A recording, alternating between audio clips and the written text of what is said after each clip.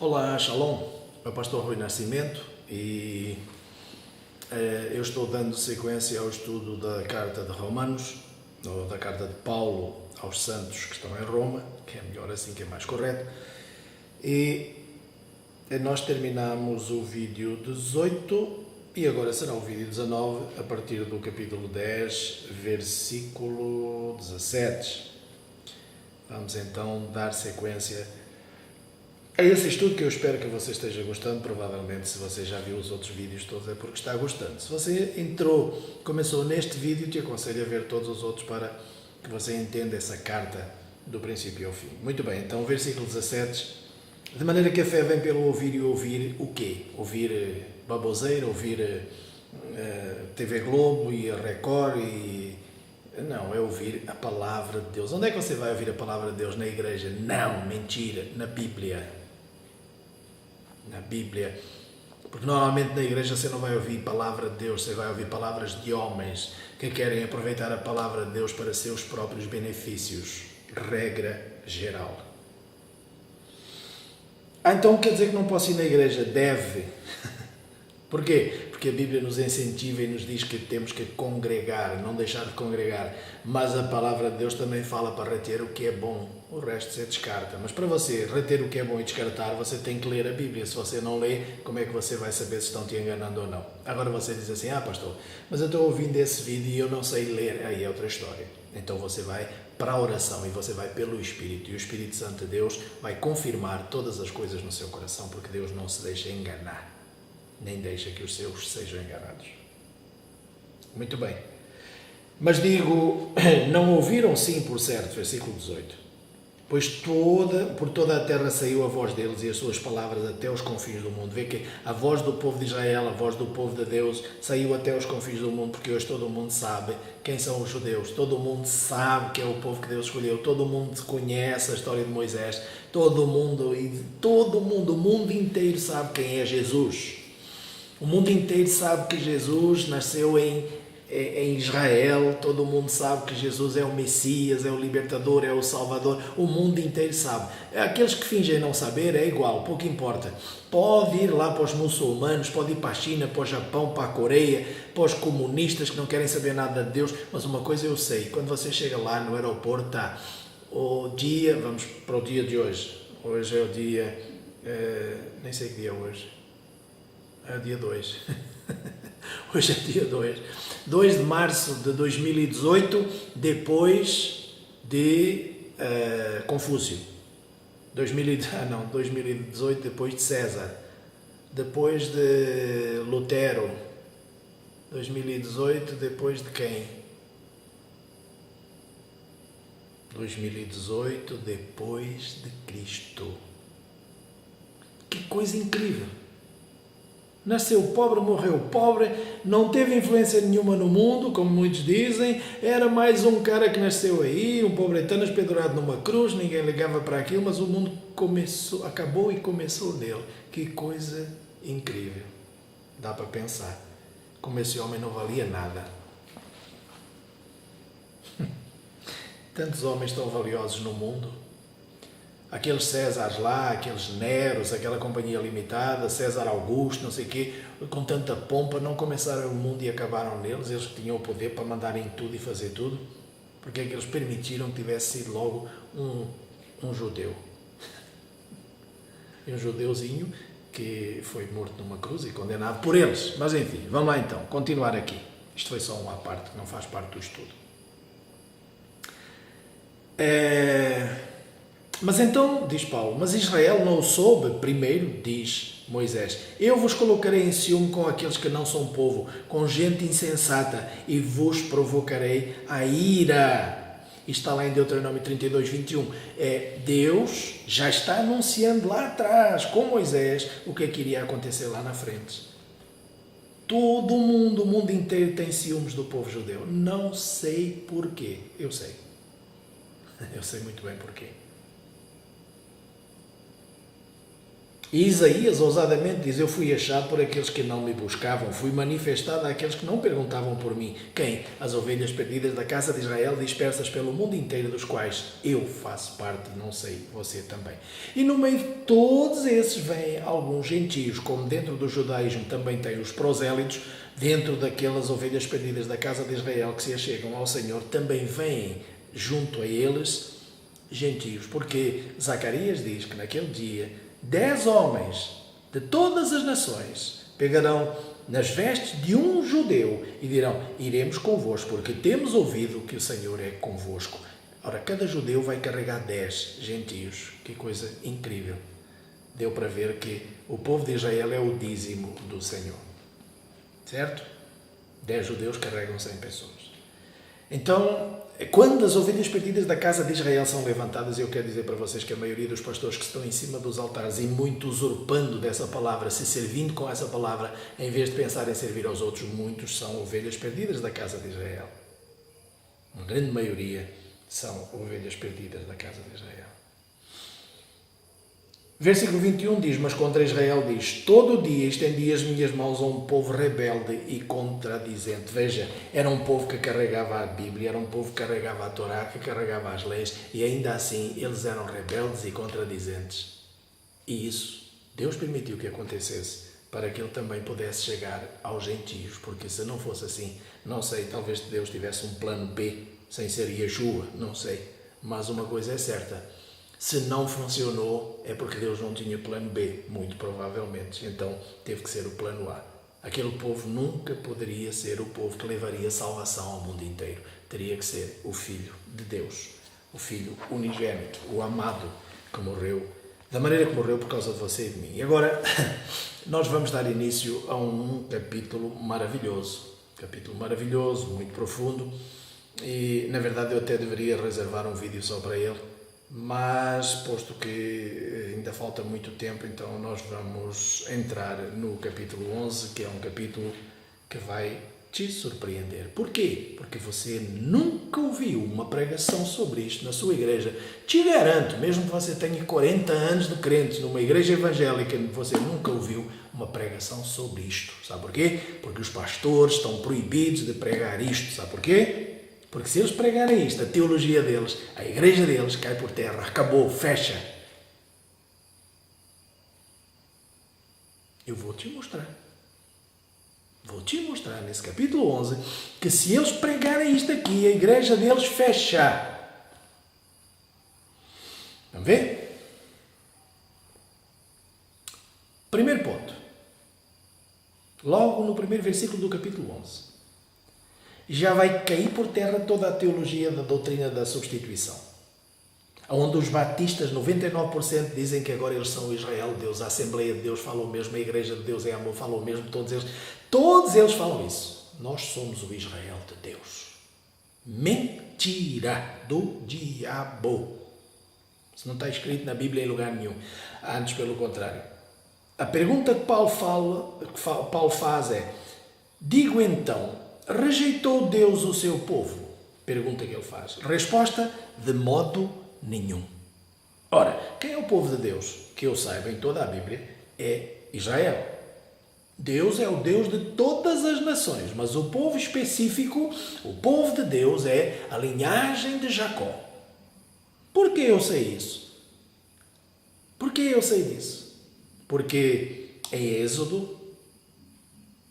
Êxodo, Deus diz para Faraó: deixa ir o meu filho, o meu primogênito, Israel. Então, quando Deus diz isso para Faraó, ele está chamando, e está lá em Êxodo, no capítulo 20, no capítulo 4, versículo 22. Está escrito: Deus disse para Faraó: deixa ir o meu filho, meu primogênito, Israel. Então, há um povo primogênito, há um povo de Deus, que é o povo de Israel. Por isso ele é tão odiado e perseguido, por inveja, por ciúme, de eles terem sido chamados primeiro que os outros filhos de Deus. Essa é a verdadeira razão da perseguição ao povo judeu. Então Paulo pergunta, Deus rejeitou o seu povo? Deus falou, não quero mais nada com esse povo? Deus falou, esse povo não existe mais? Deus falou, esse povo não conta mais para mim? Paulo responde, de modo nenhum. E sabe porquê?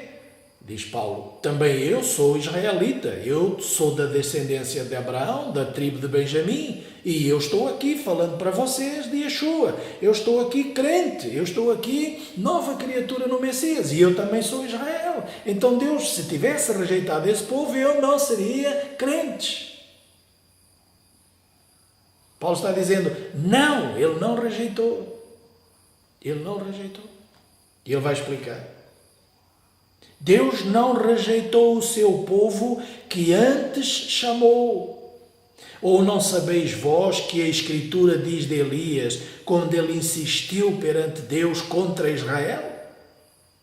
Senhor, mataram os teus profetas, derrubaram os teus altares, e só eu fiquei, e ainda assim procuram tirar minha vida.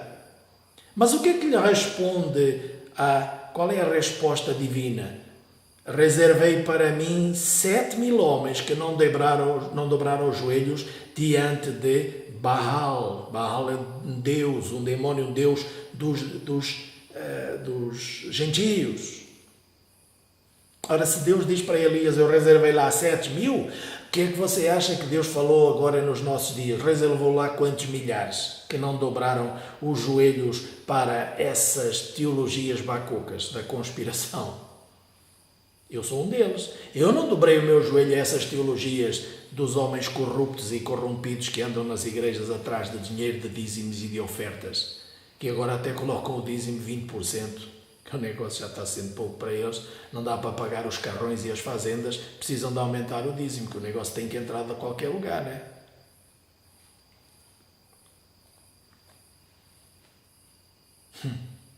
Agora também neste tempo, diz Paulo, ficou o remanescente segundo a eleição da graça. Mas esse remanescente é gentio? Obviamente que não. Paulo está falando de Israel. Ficou remanescente. Ficou aquela parte que o Senhor separou. Ficou aquela parte que o Senhor fala em Isaías no capítulo 8, no capítulo 9, 10, 11, 12. O Senhor resguardou o seu povo, o Senhor guardou o seu povo. O Senhor fala para Ezequiel que enviará a espada, enviará a fome, enviará a doença, mas ainda assim uma terça parte deles se salvará. O remanescente de Israel. E Paulo continua no versículo 6. Mas se é pela graça, já não é pelas obras. De outra maneira, a graça já não é graça. O que diremos então? O que Israel buscava não alcançou, mas os eleitos alcançaram e os outros foram endurecidos, como está escrito. Deus lhe deu espírito de entorpecimento, olhos para não verem, ouvidos para não ouvirem, até o dia de hoje. Lá em Isaías no capítulo 29. Mas Deus lhe deu um espírito de entorpecimento e olhos para não verem. Por quê? Pensando no plano de salvação e de libertação dos gentios. Porque Deus queria chegar com a sua graça ao mundo inteiro. Então já não é pelas obras, mas pela graça. Porque se fosse pelas obras, a graça não existiria. Se fosse pelas obras, seria pela lei. E se fosse pela lei, os gentios todos estavam descartados. Por isso Paulo diz, não é pelas obras, porque se fosse pelas obras, a salvação seria só para o povo de Israel. Então Deus, pela sua infinita misericórdia, alargou as obras à graça, para que, agora eu, achando graça diante dele, vou a ele, peço perdão, me arrependo por ter transgredido os seus mandamentos e quero agora entrar na sua graça, através do quê? Das obras que ele preparou para aqueles que o amam, como Paulo diz. Deus preparou para nós obras. Deus preparou obras. Então, vamos ver aqui. O versículo 10 diz, escureceu-lhes os olhos para que eles não vejam, encurve-lhes continuamente as suas costas com carga dos gentios. A carga dos gentios leva peso sobre eles, mas agora não mais. No Senhor Yeshua. Versículo 11 começa uma parte muito interessante. E depois no versículo 13, então, mais interessante ainda. Mas o versículo 11 diz assim, Então digo, tropeçaram para que caíssem? Resposta, de modo nenhum. De modo nenhum. Eles tropeçaram para chegar à salvação aos gentios, para os incitar ao ciúme. Ora, se a sua queda é a riqueza do mundo e a sua diminuição a riqueza dos gentios, quanto mais será a sua plenitude. Olha, isto aqui tem pano para mangas para nós analisarmos, mas eu vou resumir e vou dizer para você. O que é que Paulo está dizendo? Os gentios têm que ser gratos todos os dias a Deus pelo povo judeu ser tão duro, porque pela sua queda chegou a riqueza a você que hoje fala de Yeshua. Mas eles caíram para que você tenha como se levantar. E se essa queda trouxe a você o seu levantar, imagina o que é que vai trazer o levantar deles. O que é que vai trazer a você? Vai trazer aquilo que Ezequiel profetiza, o vale dos ossos secos. Quando aquele exército se levantar, então as nações do mundo inteiro que entregaram a sua vida para Deus através do seu Filho Yeshua formarão um exército celestial, formarão um exército tal que nunca se viu, nem jamais vai se ver desde a fundação do mundo até a sua extinção. Esse exército de Ezequiel, que Ezequiel fala, que Ezequiel profetiza lá no capítulo 36, você talvez nunca tenha reparado, talvez nunca tenha lido direito o que é que Deus queria falar com essa profecia. 37, o Vale dos Ossos Secos. O capítulo 37 é o levantar de toda essa nação de Israel. E Paulo fala isso depois mais claramente. No versículo 26 ele diz, e assim todo Israel será salvo, como está escrito. Esse capítulo 37 de Ezequiel, o Vale dos Ossos Secos, é o levantar